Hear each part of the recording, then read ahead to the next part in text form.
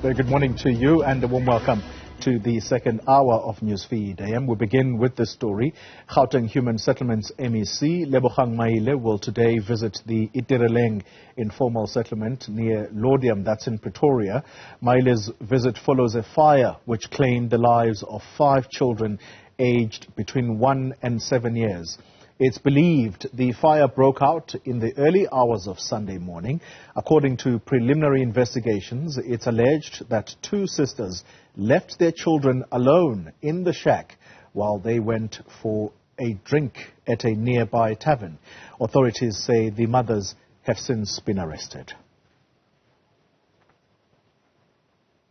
Meanwhile, the director of the Teddy Bear Clinic, Dr. Shaida Omar, has joined calls for parents and caregivers to ensure that children are always left under the care of an adult and in a safe environment.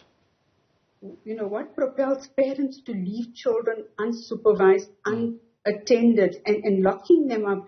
The intention is to protect them, but unfortunately, the act resulted in a tragedy. And for me, this just reflects on the attitude of many primary caregivers, parents who lack insight, who lack understanding, to leave children on their own unsupervised and not even concerned that if the child, any of the children need anything, there'd be nobody there to the rescue. This is not only a tragedy, it's a violation of the Children's Act. Let's stay with the Teddy Bear Clinic, which says more work needs to be done to address systematic challenges in communities. Mothers with not one child, more than one child, and close in their age ranges. For me, that also speaks to the lack of knowledge. More awareness raising needs to be done, and I think more work needs to be done in terms of counseling, contraception, antenatal clinics, where many parents or mothers giving birth are actually not prepared or ready or equipped to raise a child. Child rearing just comes along and goes along as they have children. So again, I think a lot more work needs to be done in relation to that. All right, let's stay with this story and let's speak now to Zola Sholwana. She is our reporter following this story, live for us at the Itireleng informal settlement. Zola, good morning to you. So let's get some background to how this fire possibly started. What are authorities saying, but also importantly, community members? Are they concurring? Are they collaborating? The story that these 2 mothers did indeed go for a drink while they left their children unattended.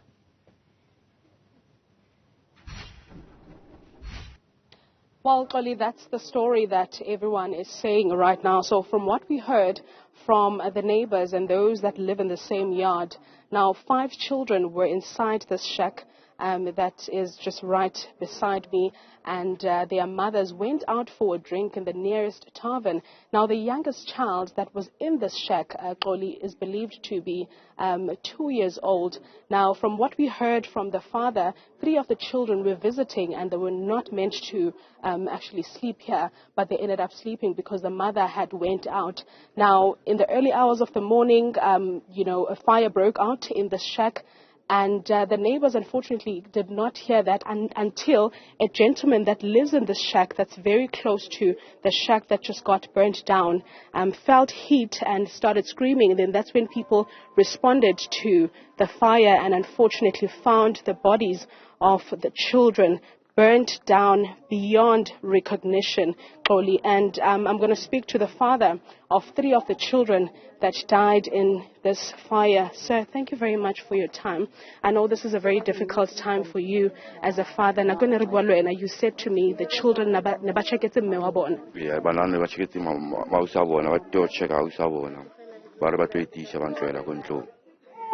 So when about phone it's in Banda tide furu kam past 3. Batom putur bana ba chede gam. How fitla mo fitle go le yang. Re fitle bana ba ntse ba chede mo.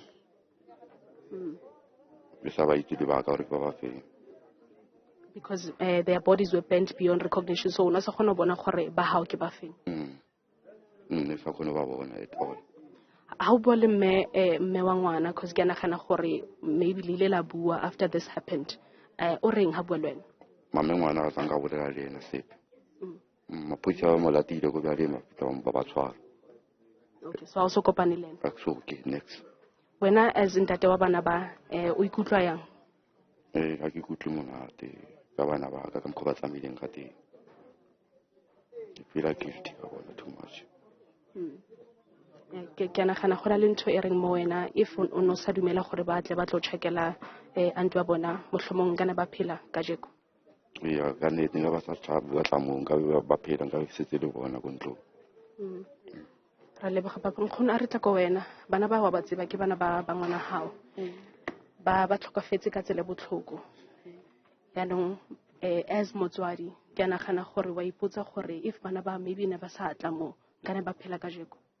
Bana ba kutlwile ke di bala ke le loading ba mfonela ba re bana ba tshetse ka montlong kalla bo makhelana ba ntshwara ka khona ho namela le bo makhelana ba bang ka fitla mara ba setsa ka tshwara taxi ya o tlhona mo scrap ya teng bana ba ke gona ne kutlwa botlhoko ka re ntse ke nna le bona mma bona a tla a ba tseya ka June dikolo di tswaletswe re ke gopela bana ke tsamaile le bona ko di roomong ka gana ka bana ba ka re wa itse bana ba hao ba tlhokomele bana ba yo shwa o thola o ba shia le papa bona gona no bana ba dikolo di a bula o ba bushi so a se ba buisa tshwantse re dikolo a di bula ka June dikolo di bula a se ba buisa a re ha ba sa boya e be le re kona kutwa story sa gore bana ba tshetse ka montlong tse ke nna le bona bana ba ntse ke ba rata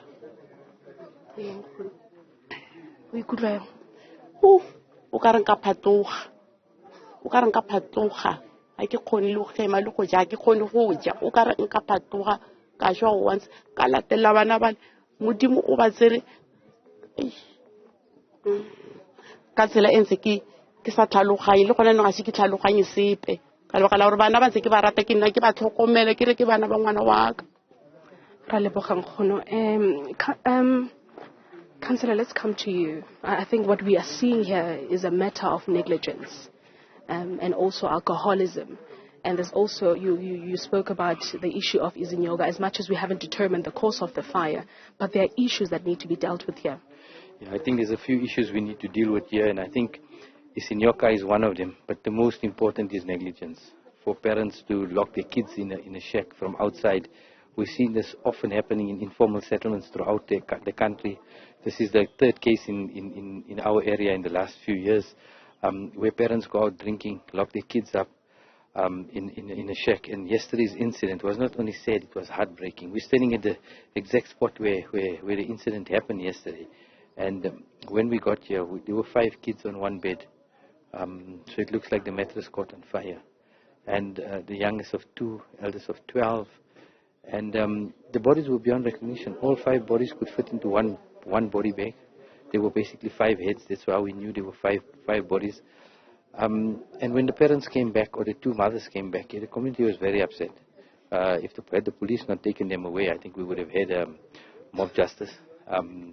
And you don't blame the community for being angry. These are kids that play in front of the community year round. You can see them all around us now.